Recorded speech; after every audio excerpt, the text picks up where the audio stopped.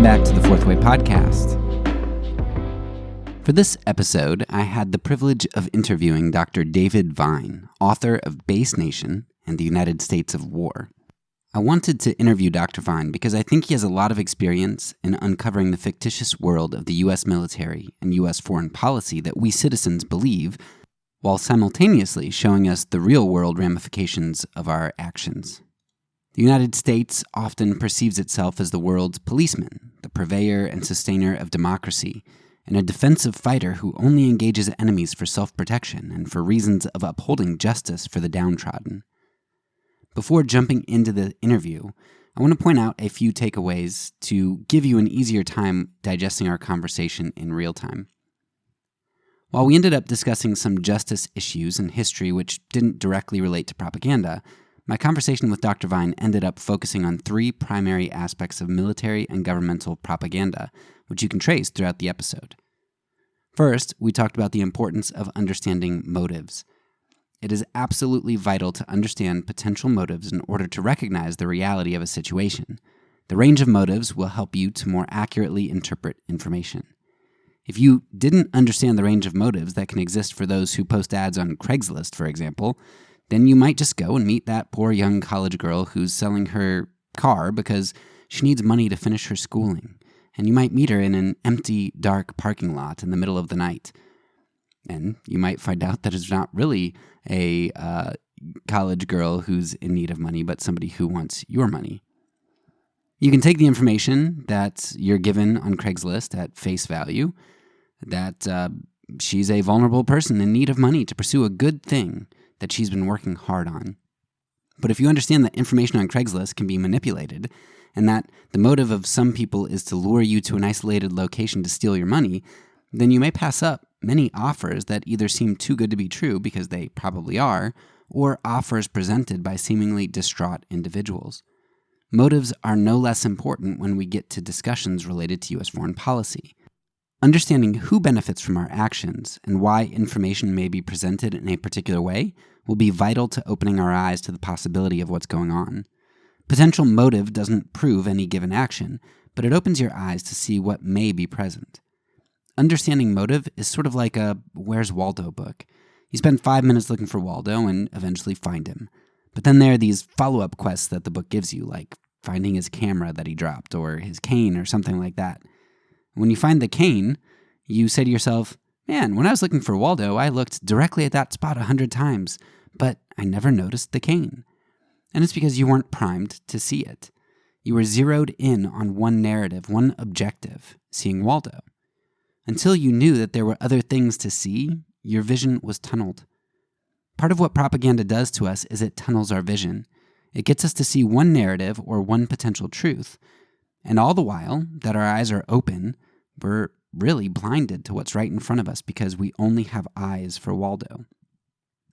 While motives are important to understand, they only cue us into a range of possibilities and likelihoods. They don't tell us how information is being wielded, just how it might be.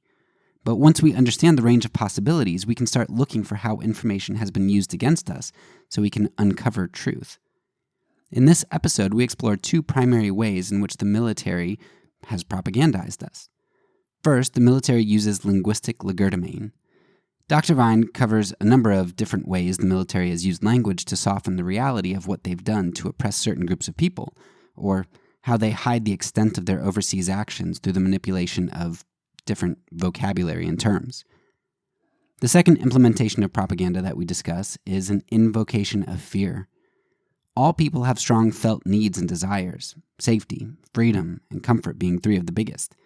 The military taps into all three of these needs and pitches to us that we should live in great fear that these three desires or needs are in grave peril. But alas, thank God there's a savior who can uphold all three of these for us, the U.S. military. If we give them $1 trillion a year and uncritical support for their foreign policy and the blood of our sons and daughters, then we can continue to live safely in freedom and comfort. Almost all propaganda utilizes fear as a catalyst towards belief in a product that just so happens to assuage that fear. And we find that the U.S. military is no different. So that's the basic outline of our discussion. And hopefully that helps you to wade through what we talk about, and hopefully it prepares you to see Waldo, his cane, and his camera. Because the topic was so dense, we didn't get to everything that I wanted to get to, so please make sure that you check out the show notes for Dr. Vine's links and for other links that I thought might be applicable to follow up with in light of our discussion. I think that's pretty much all for the intro, so here's my conversation with Dr. David Vine. So, in this interview, I wanted to talk to you about propaganda surrounding the military and war. And that's because I recently finished reading your book, Base Nation, where you bring to light what those of us like me who have grown up in the U.S. might not be able to see about our own nation. I felt like you gave me a glimpse as to why some parts of the world despise the U.S., and some of the negative impact that the U.S. military policy often has on the world that I just don't see otherwise. And the negative impact that U.S. military policy has on the world that I don't see. So in this discussion, I really want to primarily talk about the way that the military tries to obfuscate some important truths. So in order that we keep buying into their sales pitch that we need more bases and we need to keep the bases that we have. And I want to talk about their use and manipulation of information. But before we jump into that discussion, Dr. Vine, I would love for you to introduce yourself and tell us how you came to be passionate about the topic of discussion today. Well, first, Derek, thank you so much for having me. I'm excited to talk about all these topics and complicated questions. I think like you, I had little idea of the impacts that the United States military and the United States government was having around the world for most of my life. I think I grew up like most people in the United States, going to school and getting a pretty traditional education and introduction to U.S. history that was celebratory, that was about the heroes of U.S. wars. The focus on war in particular was very stark in portraying the United States as always the good guys. And that was the world I grew up in. And I think I gained something of a critical view by going to a Quaker school. I was lucky enough to go to a Quaker school that had an emphasis on, of course, nonviolence and opposition to war. But still, I grew up like most people in the U.S. with a pretty standard traditional view of the country and its place in the world as being fundamentally a good one and just having beneficial impacts on the world. My story is a long one and I've probably already gone on too long, but I would say that my views of the role of the U.S. government and the U.S. military in the world changed dramatically when I was introduced to the Chagossian people. Early in graduate school, I was introduced to these people called the Chagossians who were living in exile and have been living in exile for more than 50 years. And they've been living in exile because the US and British governments forcibly removed them from their homes, from their homeland, their home islands. They are a group of people of African and Indian ancestry who'd been living on islands in the middle of the Indian Ocean until the mid-1960s, when the US government came along and said it wanted to build a military base on the Chagossians' largest island called Diego Garcia. Some people may know about it. I vaguely had some memory of it from the first US Gulf War against Iraq, 1991. But I knew nothing, and most people in the United States know nothing of how that base came to be, which is in large part because the US, with the help of the British government, deported forcibly the entire Chagossian population and dumped them in exile in the Western Indian Ocean, in the Western Indian Ocean islands of Mauritius and the Seychelles. And this is between 1967 and 1973. And around 2001, I got a phone call from some lawyers representing the Chagossians. They've been suing the US and British governments to get the right to return to their homeland and to get some proper compensation for what has happened to them. And I began to do some work to document the effects of expulsion. I'm sure most of your listeners can imagine that being forcibly removed from your home and from your islands, from the place of your birth, the place of your ancestors, this is not good for your health, to say the least. The Chagossians were plunged into profound poverty, and it's a longer story that I can get into, but their story really opened my eyes to first their story, but to the story of U.S. military bases around the world. Most people in the United States have no clue that the U.S. military maintains today around 750 military bases in other countries and colonies. 750 military bases in around 80 countries and colonies.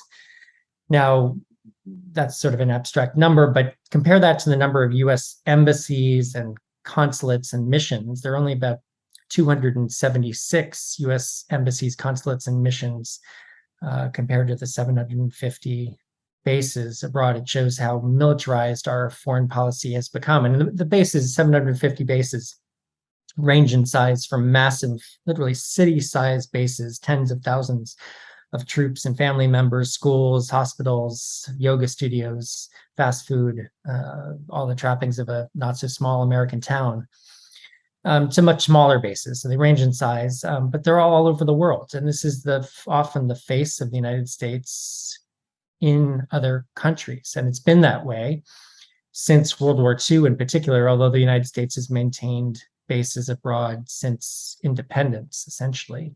And these bases have played a key role in launching a very long series of US wars, and all the damage that has come with those wars, as well as having a range of damaging effects on the people living around the bases in foreign countries, as well as on US military personnel and their families, and on people living in the United States. And I'll stop here, but it's just important to see that I would encourage people to try to picture some of the infrastructure that, if you're living in the United States, some of the infrastructure around you in your local community.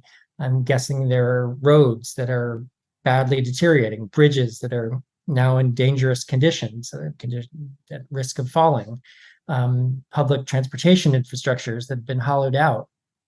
Compare that to an extraordinarily robust set of 750 US military bases abroad that US taxpayers are spending around $80 billion a year to maintain. $80 billion a year to maintain the infrastructure and the troops on those bases. And just think what $80 billion a year could do to improve the infrastructure in communities around the United States. Among other ways, we could be spending $80 billion a year. Wow. Yeah, there's a lot that you said that I want to get into, but it's extremely helpful to understand what started you on that path. And it seemed like the Chagossians, from listening to your book, but also, just talking with you, the Chagossians and kind of seeing that plight in action, putting flesh onto the problem was kind of the motivator for you.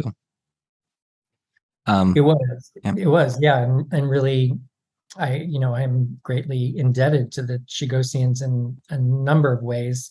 They changed my life, and I've tried to pay that back in some respects, including by donating the royalties from my books to the Chagossians and to others who are victims of war.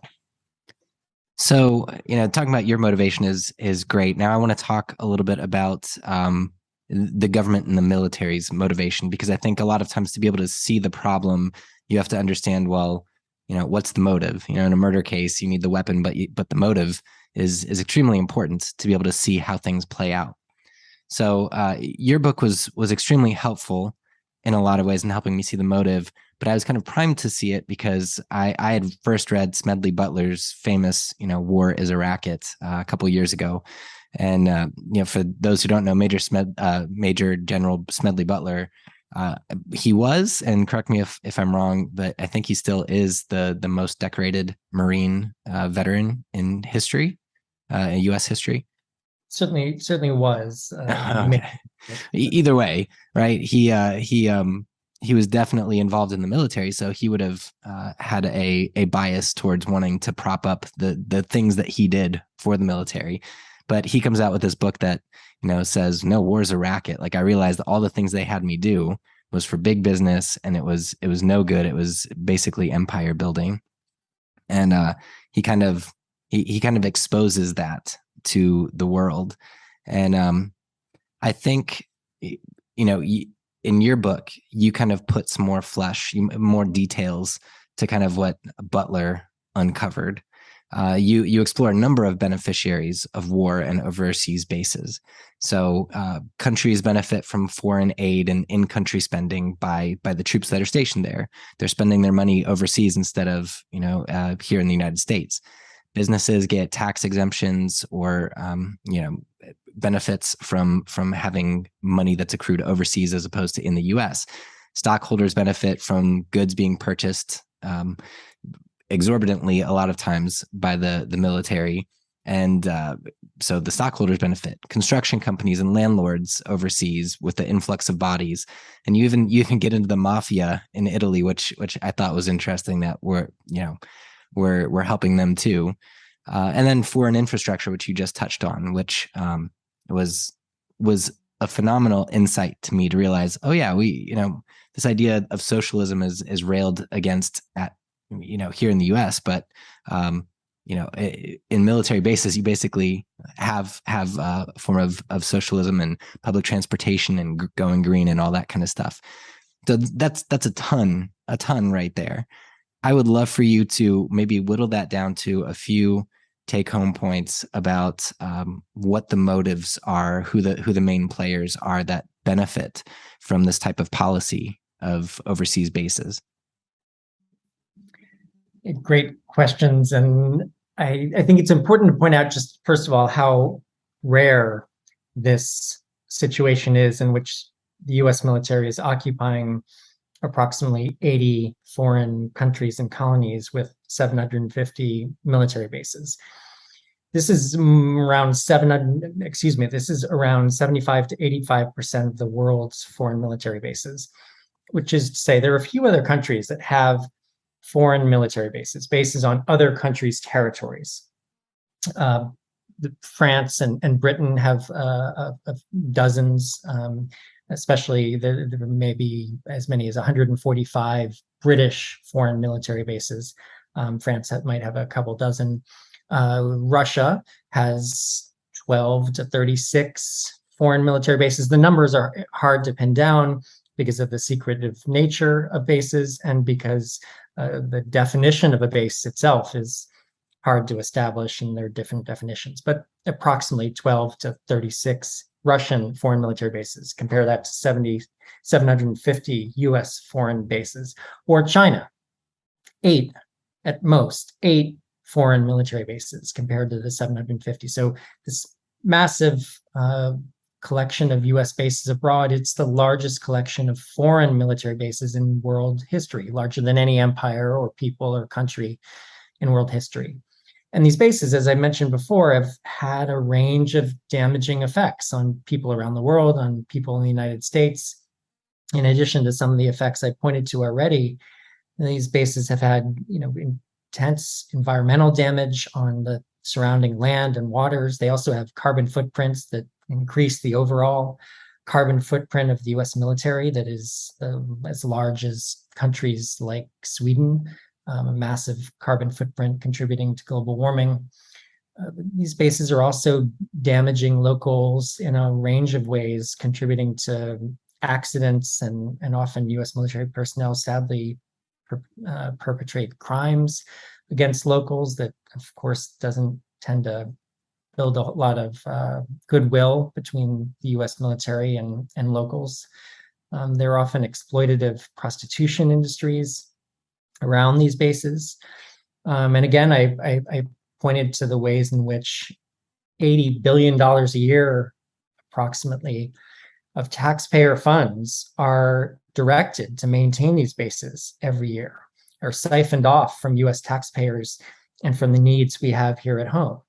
So there are a lot of ways in which these bases damage literally millions of people around the world and in the United States. But as you pointed out, it's critical to see how these bases benefit some. Unfortunately, it's a very small group of businesses and elites who tend to benefit from the existence of these bases.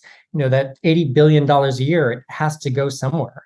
And a lot of it goes to major military contractors who make up part of what Eisenhower identified as the military industrial complex, or the military industrial congressional complex. So they are among the most important of the beneficiaries. As Smedley Butler pointed out, they're US corporations operating abroad who tend to like the presence of the US military as a kind of enforcer, a kind of military muscle that ensures their profit-making activities. Oil companies, of course, come to mind immediately, but others who are seeking natural resources, even the airline industry in some ways has benefited from US bases abroad since World War II in particular.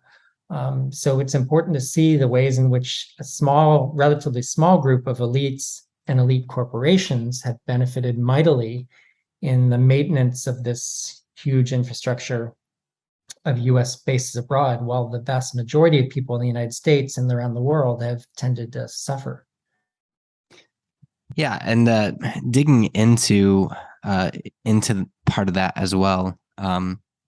You know, when you do talk about how the military bases are equipped overseas, and we do pump a lot of money into those things, we do know that businesses benefit a lot from it, but also the U.S. soldiers and the people stationed on the bases benefit a lot too. And I don't remember if you made this point exactly. I thought you did, but if not, it at least led me to following up on this. But I think you said that it's essentially like socialism, where you said something to the extent of like the top earner in the military earns only about 10 times what the lowest soldier earns. And you have all of this, you have a lack of disparity, you have equality in healthcare, you have equality in all of these things. Yet over here in the US, you know, you look way back in terms of the civil rights movement and in regard to race. Well, if somebody was pro civil rights movement, they were labeled a socialist or a communist. And that follows even up to today. If you're in support of Black Lives Matter or something like that, then you must be a Marxist or a communist. And so this socialism idea, we are very against, but I think you pictured it very well, that we essentially are for socialism for our troops. Do you have any insight into how we can kind of hold this double standard as to how we can accept socialism in one sense, but then not in another? It's complicated, but I think largely most people in the United States are unaware of the lives of most people in the US military. It's actually a relatively small percentage of the country now that is part of the US military or has a family member in the US military. In the age since the end of the draft, that was a feature of the war in Vietnam, a smaller and smaller percentage of the country has been aware of life in the US military. And life on bases abroad is a complicated mix. And indeed, in some ways, it is a kind of socialist utopia where, in exchange for their labor, military personnel and their family members benefit from an array of benefits: healthcare, basic pay, educational benefits, housing benefits.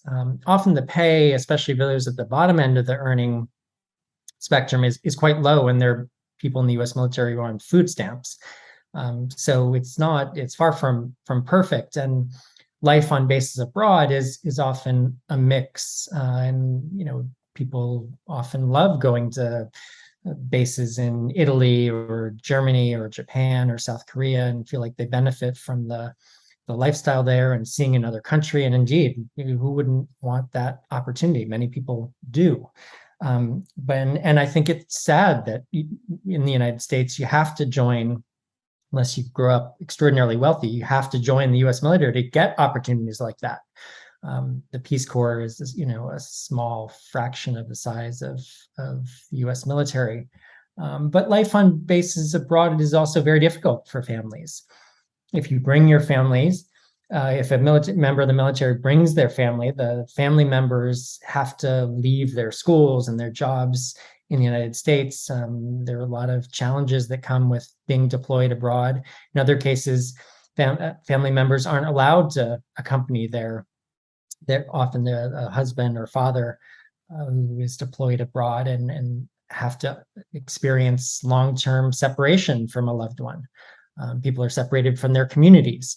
And often, while there are many benefits to bases abroad, the lifestyle is very cushy in many ways, recreational opportunities, and in addition to the kinds of benefits I outlined, they're often quite unhealthy places. There are very high rates of alcohol abuse, drug abuse, substance use, violence between family members. And we shouldn't really be surprised by this, because while there is this array of benefits that are offered to people in the military, they are, of course, enlisted to engage in violence and to kill, whether they're in a war zone or not. This is a violent infrastructure. This is an infrastructure to commit acts of violence, and this is a violent atmosphere and in which people are living. So it's a complicated picture, but I think, as you were suggesting, offers a vision of the kind of sort of array of benefits that people in the United States could enjoy. And I think that the last thing I'll say is that the infrastructure of 750 US bases abroad is really a microcosm of choices that elites have made since World War II. In other countries, elites and their and voters have built social welfare states since World War II. In other wealthy, industrialized countries in Europe and Asia and some other parts of the world, people have built social welfare states that have provided for people's health, for their housing, for their educational needs, for their food needs, and other needs. In the United States, since World War II, elites have largely built a warfare state, not a welfare state. That's why we don't have universal healthcare in the United States. That's why you need to join the military to get the kinds of benefits that other people in other countries take for granted as a basic right of being a citizen. In the United States, you need to join the military to get those benefits, rather than they're being extended to all people as they could and should be here in the United States.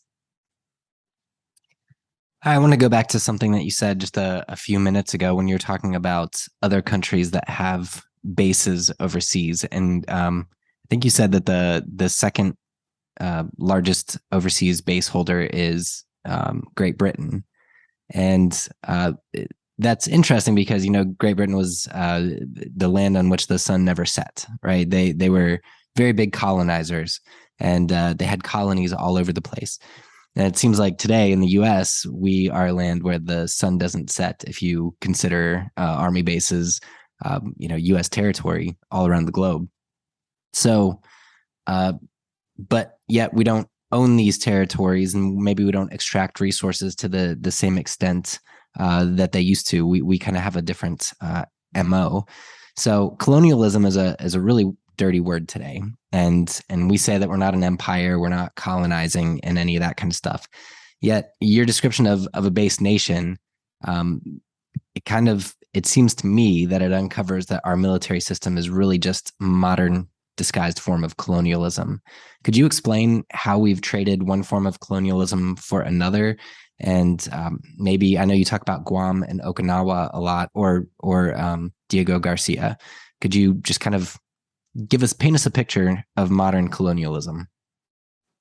Yeah, again, this is one of the ways in which I think the Chagossians helped change how I view the United States and how I view the world and the place of the United States in the world. I grew up, learning about the British Empire and the French Empire and the ancient Egyptian Empire, the Roman Empire, Chinese Empire of ancient times. And didn't see the United States as an empire. Indeed, the United States gained its independence by freeing itself from the British Empire. Saw the United States as fundamentally being a democracy since independence, which of course is far from the case. And the extent to which the United States is a democracy today is up for debate.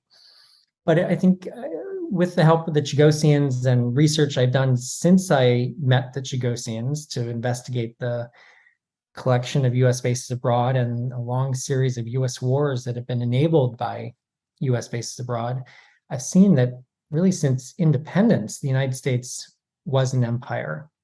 I mean, how did the United States get from a collection of 13 colonies that became states to occupying land across North America and then lands on islands in other parts of the world? That process was disguised really in the 19th century as a sort of act of God, an act of manifest destiny, just a natural process. But that wasn't a natural process. It was a process of conquest, of colonization of foreign lands, of violent conquest and colonization that took the lives of millions of Native American peoples and displaced and injured millions more. And this is what empires do. They expand and conquer territory and claim territory.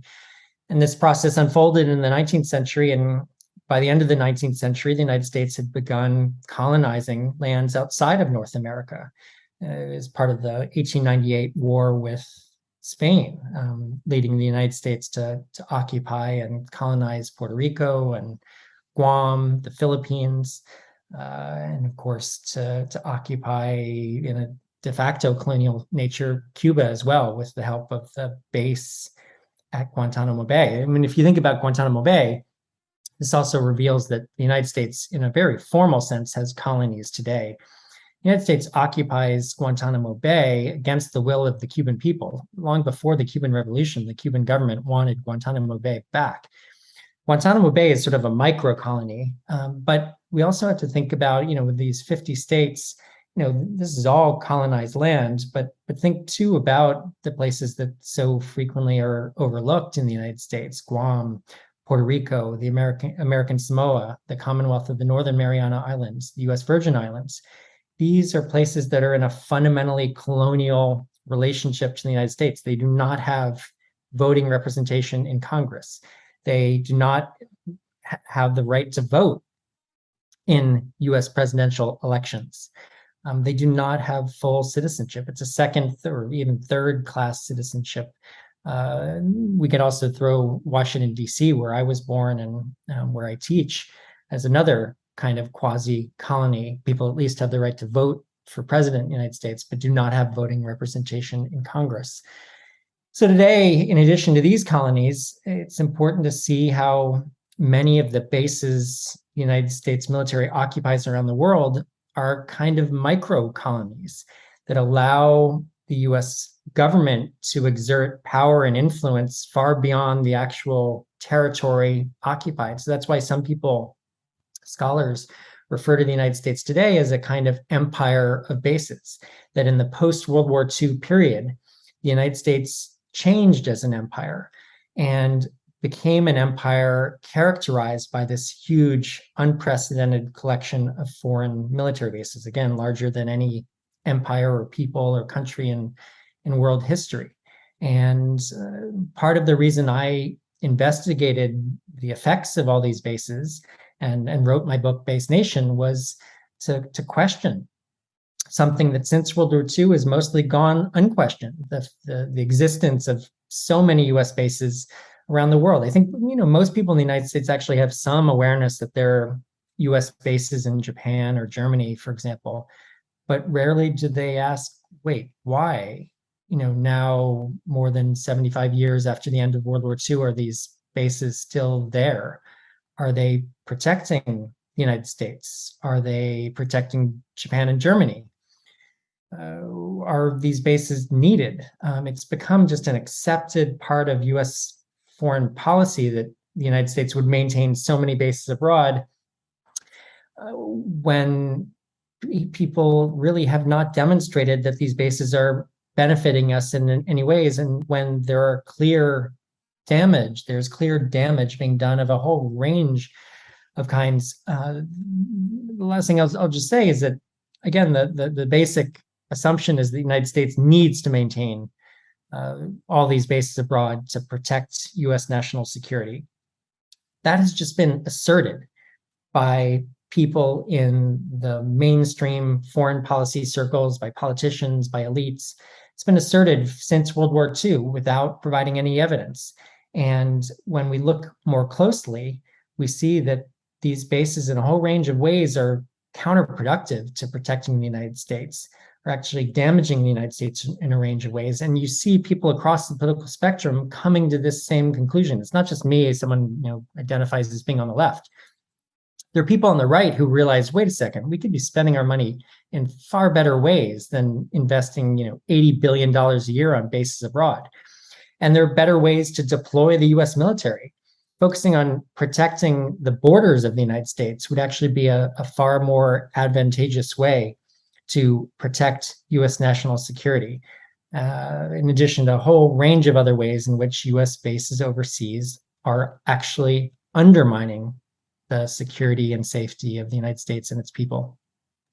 Yeah, I can understand why people would be upset if they're, if they're under the heel of colonialism, if they feel that way. And it seems like we know that that's what we're doing too. Because one of the things that you explore in your book is the way that we kind of use language to, manipulate appearances. So, for example, you talk about lily pads. What is a lily pad, and why does the military use that term? So a lily pad is a kind of small US military base overseas. These have become increasingly popular really since the turn of the century, when US military personnel and US government officials were concerned about some of the opposition that bases abroad were generating. Protests like you see in Okinawa, you mentioned Okinawa, where there's been protest against US military bases and the US military presence since at least the 1950s. The US military personnel and US leaders began looking for small, isolated bases that would be insulated from protest and opposition. And lily pads were one of the kinds of bases that serve this purpose. They tend to be much smaller than the huge city-sized bases in Germany and Japan. These have a few hundred troops on them, no family members, and not as many of the amenities that you would find on the big bases. But they've allowed the US military to exert power and influence, and the US government more broadly to exert power and influence in parts of the world where there wasn't formerly a US military presence, such as in large parts of Africa, especially North and East and West Africa. And I'm sorry if you're getting some noise from someone in my neighborhood is, but anyway, so lily pad bases are, as you pointed out, also a linguistic way to hide a US military presence. Sometimes they're actually physically within a foreign government's military base, as in the Philippines.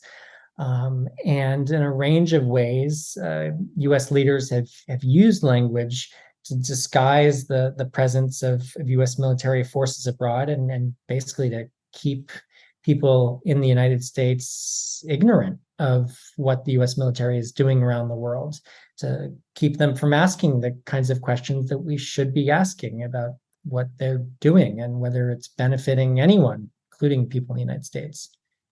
And I guess at some points, the way that the linguistics work is you can functionally, they work functionally as well, because if you label something not a base, then it goes on a different budget item. Is that correct?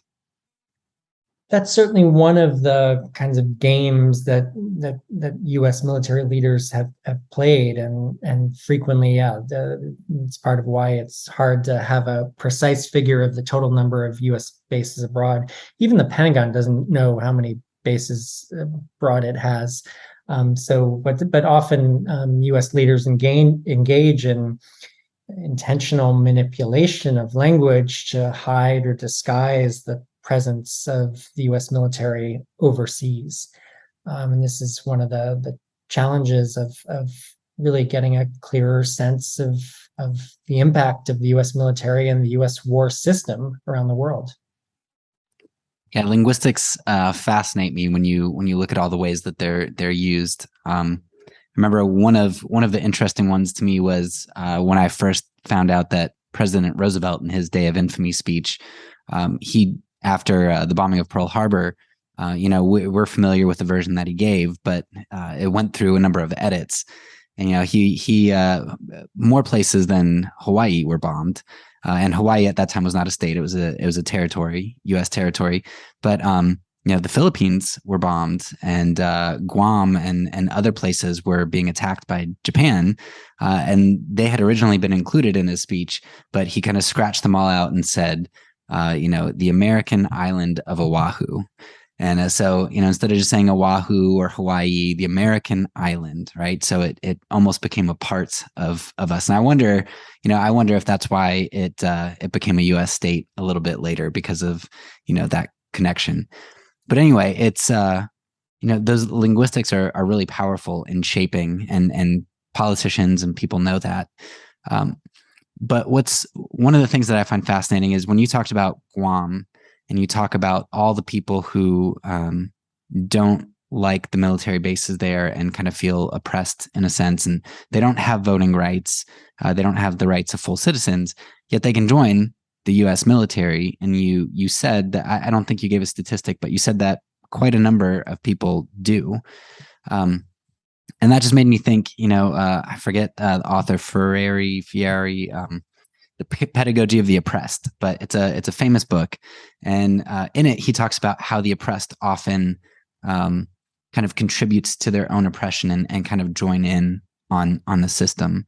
Can you talk at all? I don't know if you have any exposure to in Guam in particular, but why would so many people join a military that they feel oppressed by? What's going on in their minds? What has the military done? What does the U.S. do to kind of incentivize that sort of thing? It's complicated, but economics play a really important role. I was lucky enough to visit Guam and the Northern Mariana Islands, and after being introduced to the Chagossians again to research my book, Base Nation, I wanted to see these bases around the world and what impact they were having. So I went to Guam, where there is indeed great support for the military by many, as well as growing opposition among many who are questioning whether the military presence there, which is quite substantial. It's really, I think around 25% of the island of Guam is occupied by the U.S. military currently. Try to imagine in your own community, 25% of the land occupied by the U.S. military. And, it's been that way more or less since the United States seized and occupied Guam after the end of the War of 1898 with Spain. And that war brought colonial occupation. At the time, U.S. leaders proudly talked about these new colonies. Now, going back to the question of language, people tend to refer to Guam and Puerto Rico and the American Samoa as territories, but they're fundamentally in a colonial relationship with the United States, and I think properly should be called colonies to reflect that colonial relationship. And the attachment, the occupation by the United States has not tended to bring prosperity. The reason there are so many people from Guam in the US military, and so many from American Samoa and the Northern Mariana Islands, among other places, is because there are so few economic opportunities. And as in other parts of the United States, in the 50 states, the military is one way that people can feed themselves and ensure that they can feed themselves and their families and have a decent style of life, which then tends to lead to support for the institution itself, that is the US military. Well, and I guess one of the things in your book you talk about is that on a lot of these military bases, the US actually has, they bring in a lot of Filipinos and people from other places to work. So if you're on Guam, I guess you either join the military and get all the benefits, or you work for substandard pay at a military base. So either way, you're working for the military. If they take up 25% of your island, I mean, that's a lot of your jobs. Indeed. There are some other jobs, but it is a hugely military dependent community. And then, so you might say, well, this is great. But what we see in Guam and elsewhere is that the military has not created thriving economic opportunities. It hasn't created thriving economies. And if you think about what military bases do, they take up large amounts of land and they don't really produce anything. So they're not a great basis for building an economy. And indeed, in many ways, have kept Guam and other places economically depressed. But meanwhile, there are many people who are quite supportive of the military because their jobs come either directly or indirectly from the military presence. At the same time, there are, as I said, a growing number of people in Guam and elsewhere who are increasingly protesting the US military presence. They are seeing how the military has damaged their land, literally damaged the local environment. They are seeing, plans right now to build a military gun range on sacred lands of the ancestors of the local indigenous Chamorro people. They're seeing the ways in which being a huge US military base actually makes you a target. So Guam is closer to China than to Washington, D.C., or most of the United States.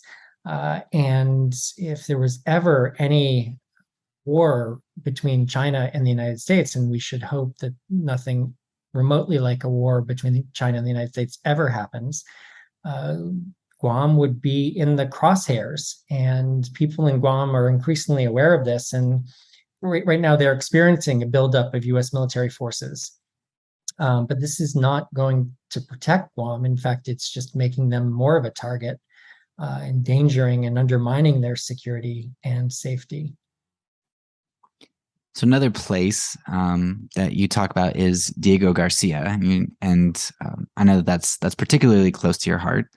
And you talk about how the U.S. military has harmed the Chagossians. So one of the things that stuck out to me in your story about them is the linguistic propaganda that was kind of used in all of this to kind of shade what was going on differently.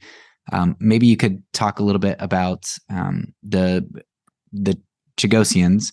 I know you already did a little bit, maybe fill in a little bit more details and talk about how they were labeled as migrant laborers and how that influenced perception of what the military was doing. Sure. I think, the Chagossian story is part of the construction of the U.S. military base on Diego Garcia in the middle of the Indian Ocean, reveals a lot about how the war system has worked and how the U.S. government has worked, especially since World War II, and how U.S. leaders have frequently lied to the American public and to the rest of the world. First of all, the Chagossians are also an example of the way in which U.S. bases abroad have harmed locals very directly by displacing them from their lands. In fact, I've been able to document more than 20 cases in which the U.S. military has displaced local, mostly indigenous peoples around the world since the end of the 19th century as part of the construction or expansion of U.S. military facilities. So the Chagossians are sadly not unique. And of course, their displacement followed the late 18th century and 19th century experience of Native American peoples in North America, who of course were displaced by the millions from their lands as part of the colonial conquest of the US empire, expanding across North America. But the Chagossians, it is a kind of 19th century story of colonialism played out in the late 20th and 21st century. In the 1950s and 60s, US military officials and other government officials identified Diego Garcia as a place they wanted to build a military base, and they wanted it without a local population. And they paid the British government 14 million pounds secretly in a way that avoided the oversight of Congress and Parliament. They paid the British government to do the dirty work of getting rid of the Chagossians. US officials and British officials were very upfront about it. And they crafted a public relations strategy with the help of British officials to call the Chagossians migrant or transient laborers, rather than the local native indigenous people that they knew them to be, that they had been living there for generations. They weren't migrant laborers. But this is how US government officials represented the Chagossians when asked by members of Congress and at the UN. And this was a way to hide what they were doing, displacing an indigenous people. Again, sadly reflects the kind of lying that US government officials engage in far too often. And correct me if I'm wrong, because I don't know the history too much. I remember you referenced the Bikini Atoll. Did we displace people from there too and basically move them off of that island? Exactly. I'm glad you asked about them. Yes, in the Marshall Islands, the Bikini Atoll is probably the most well-known island where the United States military engaged in nuclear testing after World War II. And as part of that nuclear testing, at least 5, perhaps more, separate groups of people from different atolls, different groups of islands, were displaced from their lands, from their islands, entire islands, during nuclear testing. And some of the other examples of local, again, mostly indigenous peoples who've been displaced include people in Hawaii and in parts of Guam and Okinawa. Some in Okinawa were displaced to Bolivia, of all places, across the Pacific Ocean. In Puerto Rico, people were displaced from their lands. So sadly, the Chagossian experience is far from unique. And like other people, the Chagossians are still struggling to get back to their homeland. The people of the Bikini Atoll and other islands in the Marshall Islands have been struggling to go back home as well, and often to get proper compensation. And I think these are struggles that we should want to support as a matter of basic justice. That, shouldn't we all have the right to live in our homeland? Why should some be displaced against their will when others can live in the comfort of their homes? And really, right there, I'm paraphrasing one of the Chagossian leaders, Olivier Bancoult, who's asked these basic questions. Why do some get human rights and others not? Why do some get to live in their homelands and others not? And he rightly asks whether it's a matter of race, because all but one of the peoples who the US military has displaced since the late 19th century have been peoples of color. There was one case in Canada where locals were displaced during World War II, but all the others were local brown and black folks, indigenous peoples, displaced against their will. And so I think that using Olivier Bancoult's insights underlines the racism that has been fundamental to the US military-based system and to the larger war system. A quick side question here, because I don't know the answer to this, but as I was researching Diego Garcia a bit, and it called it the footprint of freedom. Where does that name come from? Do you have any idea? It's a name that people in the US military applied to Diego Garcia, and they're nicknames for many of the bases abroad, including Guam, which gets called the tip of the spear sometimes. But the saddest thing about footprint of freedom, I don't know when it first was applied to Diego Garcia, is just the awful irony that, calling the space the footprint of freedom means for the Chagossians. I mean, what kind of freedom do they have living in exile, separated from their homelands and living, for the most part, in profound poverty? Meanwhile, it's, the kind of propagandistic language, really Orwellian language, because this island, this base, has not provided freedom, hasn't provided freedom for the United States. It's been a launch pad for catastrophic wars in Afghanistan, in Iraq, throughout the Middle East, wars that have not provided freedom to anyone in the United States or around the world, but instead have inflicted horrific damage to countries like Afghanistan and Iraq, where hundreds of thousands of people have died at minimum. Likely the totals run into the millions, while tens of millions have been injured, and millions have been displaced from their homes. This is freedom? I don't think so. Yeah, I wasn't sure who named that. It wouldn't have been good either way, no matter who named it. But yeah, it feels kind of like a slap in the face that the U.S. military named it the footprint of freedom. Like we'll step on you, and we're okay with that cost if it means freedom for us. Right. Very well put. Although again, I think we need to question whether it has brought any freedom to people in the United States or the U.S. military. And in fact, I would say that quite the opposite has been the case. Yeah, and that perfectly leads us into the last section. I want to try to keep it right about an hour. I'm gonna limit myself to the last two big questions that I want to ask you. So we talked about, the motive for the military and the government to do what it does. And then we've largely focused on the linguistic aspect of kind of how propaganda functions. But, in order to be able to wield propaganda effectively, Jacques Ellul and a lot of other people who talk about propaganda identify that, like all good salesmen, you need to provide a need.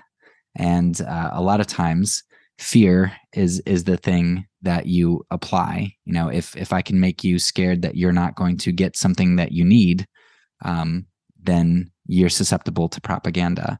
Or if I can create a need that you think that you don't really have, but I make you think you have it, and that only I can provide it.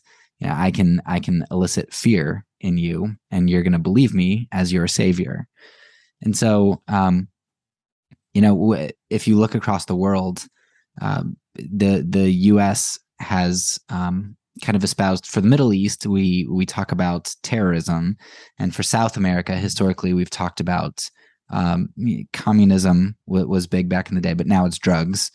We've talked about those two things as a result of fear, or to elicit fear in order to be the saviors, and that's allowed us to grow our bases. And our military presence. But like you said, you think that this ends up becoming a self-fulfilling prophecy, and rather than bringing freedom, it actually creates the problems that we've manufactured to make people fear. Could you talk a little bit about the manufacturing of fear and how that's a double-edged sword or a boomerang that ends up coming back to us? I will do my best. Great questions, complicated questions. But indeed, what we've seen is U.S. leaders have frequently justified the presence of U.S. bases abroad by pointing to supposed dangers. And what we've seen is that conveniently, there have been a rotating series of justifications, and frequently it's moved, as you pointed out, from we have to protect against communism to the war on drugs to terrorism. And there's always, strangely enough, a justification, a reason.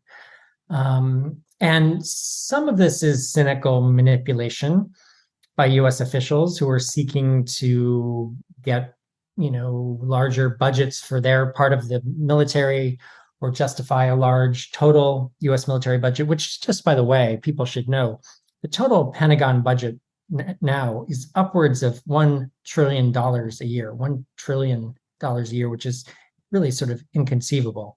And again, we need to think about what we're not spending that money on. But the use of fear mongering is a long-standing strategy that dates especially to World War II and the inflation of the Soviet threat. And in more recent years, in addition to the war on drugs and terrorism, of course, we've seen the inflation of the Russian threat, the Russian military threat, and the Chinese military threat, whose militaries are, in terms of capability and their funding, a small fraction of the size of the US military. And meanwhile, they're portrayed as being these existential threats. And this, serves the purpose of inflating US military budgets in ways that you mentioned, the sort of self-fulfilling nature of these dynamics. So one of my greatest fears is that, especially with China, for example, US military leaders and other elites, people, think tanks, and mainstream foreign policy circles have for years been inflating the China threat and saying that we have to respond with more bases, with more military spending, with more military force. And, how would the United States respond if China were to build even a single military base anywhere near the borders of the United States? Again, the only foreign bases China has are in Djibouti, in the east coast of Africa, and some in the South China Sea on disputed islands.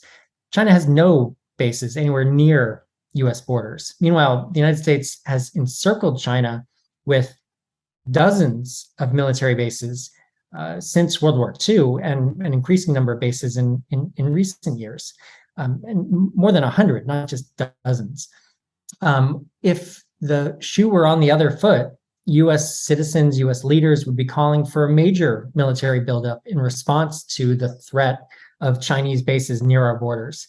So how do we expect China to respond if the US increases its military presence near their borders with bases, with troops, with the highest powered, often nuclear weaponry?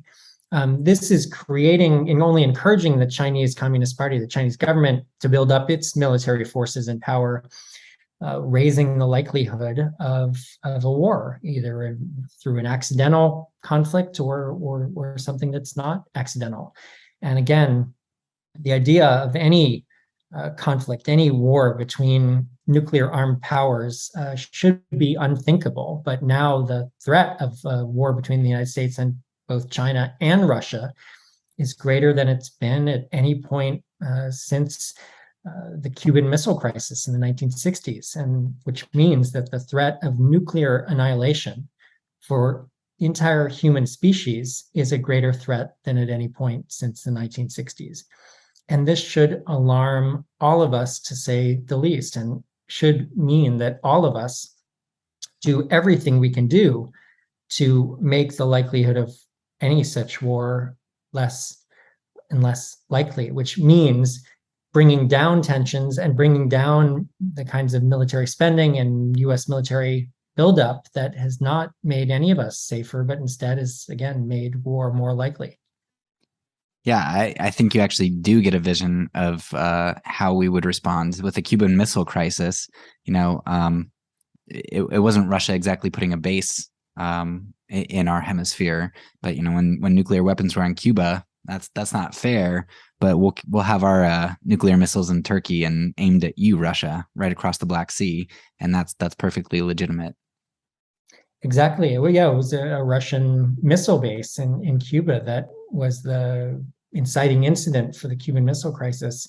And when thinking about the 750 US military bases in 80 foreign countries and colonies, again, I think it is helpful, and I'm glad you brought up that case. I think it's helpful for people in the United States in particular to think, how would we feel if Russia or China had a military base anywhere near our borders in, for example, Canada or Mexico?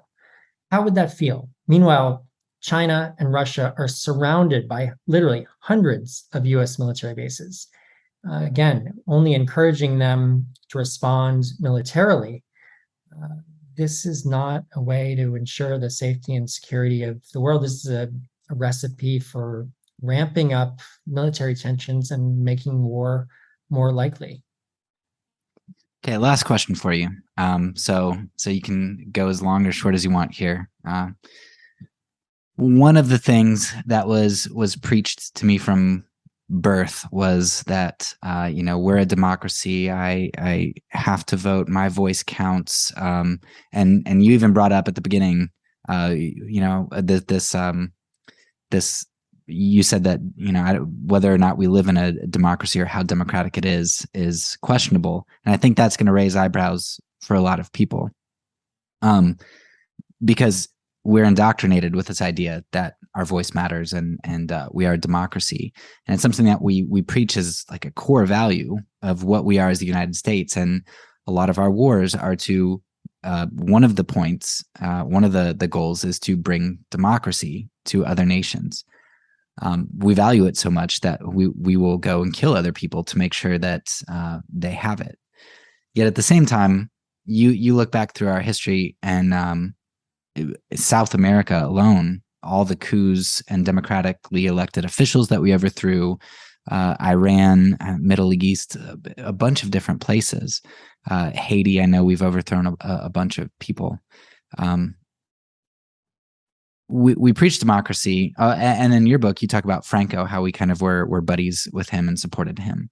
We support all kinds of dictators, and we overthrow democracies all over the place. Can you explain a little bit about how we have this double standard of preaching democracy and how that's used to garner support from the populace for war, while simultaneously we show that we don't really value democracy abroad? And then kind of a follow-up, does that have implications for whether or not we truly value democracy at home? Great questions. And I think, look no further than the presence of US military bases in at least 38 less than democratic countries. US military bases are in at least 38 countries that are ruled by undemocratic regimes, often murderous dictatorial regimes, like regimes in Saudi Arabia and other parts of the Persian Gulf, and some parts of Africa and Thailand. The United States, and this has been the case since World War II. The United States has, by virtue of the presence of US bases in undemocratic countries, helped prop up undemocratic regimes, far from spreading democracy as sometimes been claimed. I think it's clear that the language of spreading democracy and supporting democracy has been a kind of propaganda, a kind of marketing. I mean, yes, there are some ways in which the US government has supported the spread of democracy, mostly through some of the activities of the US State Department or the US Agency for International Development, to some marginal extent, the Peace Corps. But US foreign policy, US relations with the rest of the world are dominated by the military. And this has brought not democracy, but instead, really awful death and suffering through the wars that we have waged unnecessarily in places like Iraq and Afghanistan. I don't think most people in the United States have really grappled just for the last now 21 years of war. Since the attacks of 9/11, the 9/11 wars have brought a degree of suffering and death that I think most people in the United States, again, have no clue about.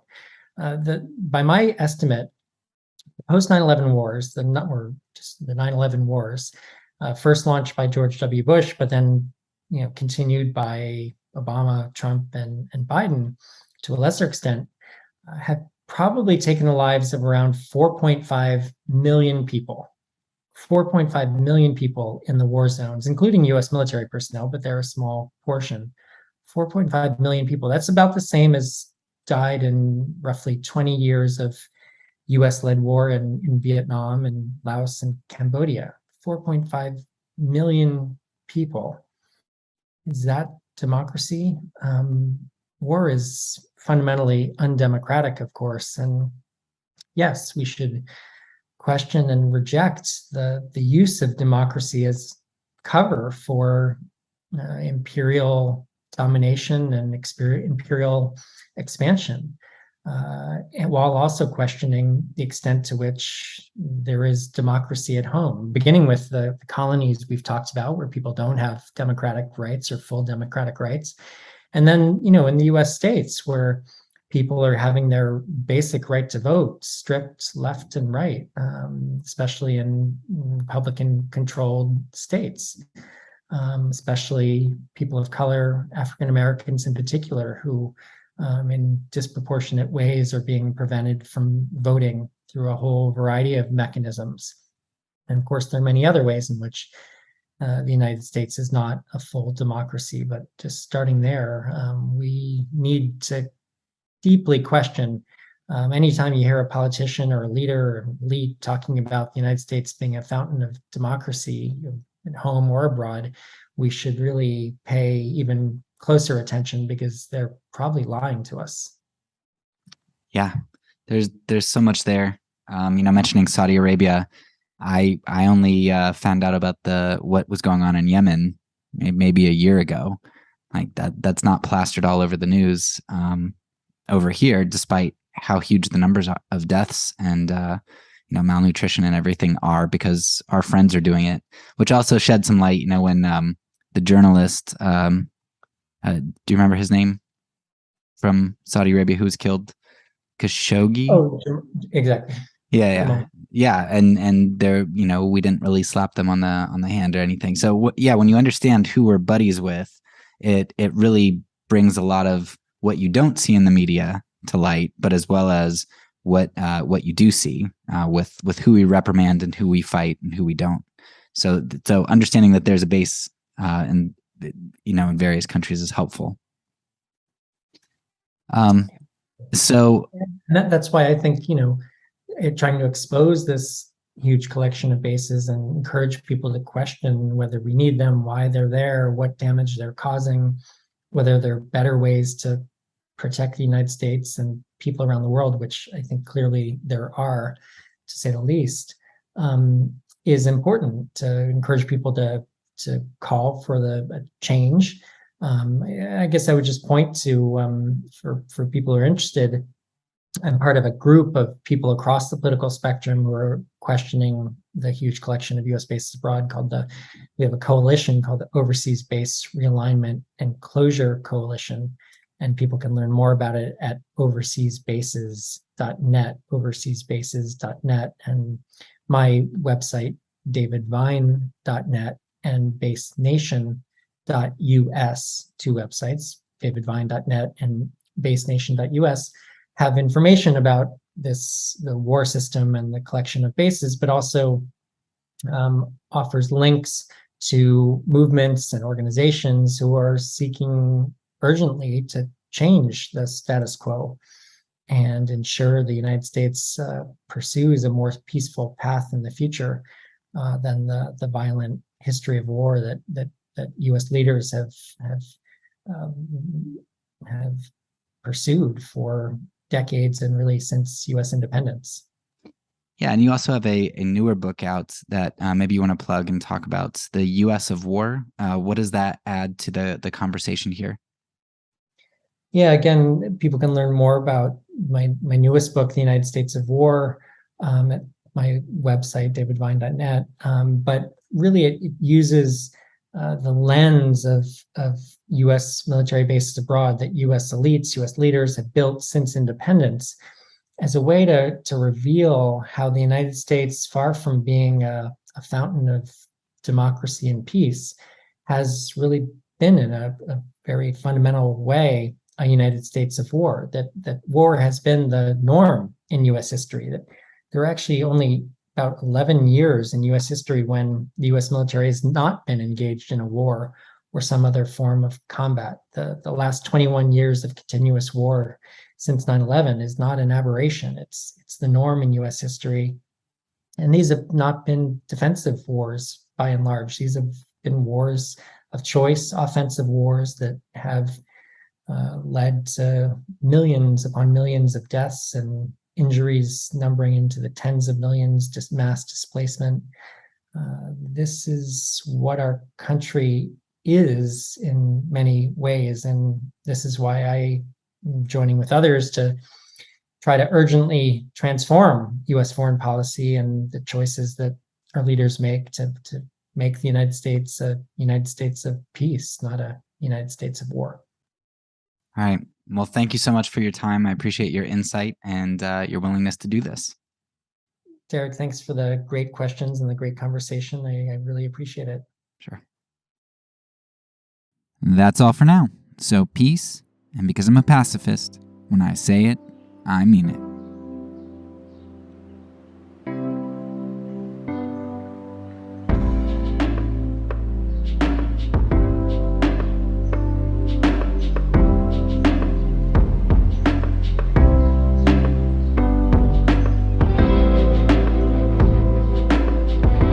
This podcast is a part of the Kingdom Outpost Network. Please check out the links below to find other great podcasts and content related to nonviolence and kingdom living.